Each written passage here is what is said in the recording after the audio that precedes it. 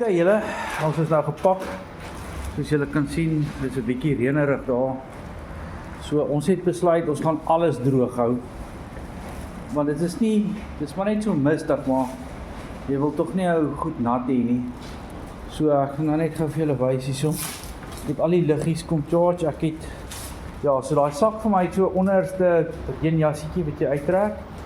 En hierbo is al die chargers en die goed en ek het binne in dit het ek dit dan nou het ek dit oorgetrek met so blou somme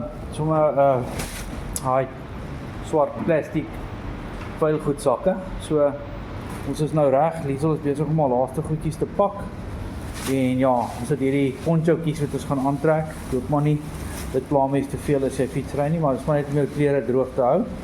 So dan het ons nou regtig alles gedoen wat ons kan om droog te bly. Ons gaan vandag baie rustig vat. Ons gaan tot op Blombosch vorder, daar koffie drink en sommer die goed weer laai. Ek het die chargers bo ingesit. So ek kan dit baie maklik uithaal dat ons net die fietsse gelaai kry. Die mense hier was baie hulpvaardig in hierdie jongensfontein. So is 'n baie lekker plek hierdie ook. Ons het lekker geëet vanoggend en ons voel nou reg om rustig aan te kap. Die vrou aan die ander kant wat vir ons wag by Witstrand, sy het ook laat weet sy is reg om ons met haar bakkie te kom haal as ons nou regtig vasbrand. So ons het daarom backup ook.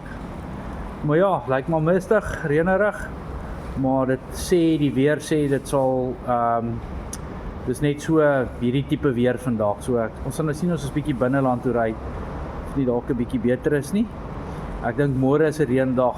Môre gaan ons dalk by Witstrand 'n dag langer bly, maar kom ons kyk hoe draai die reën uit. Alright, hier gaan ons.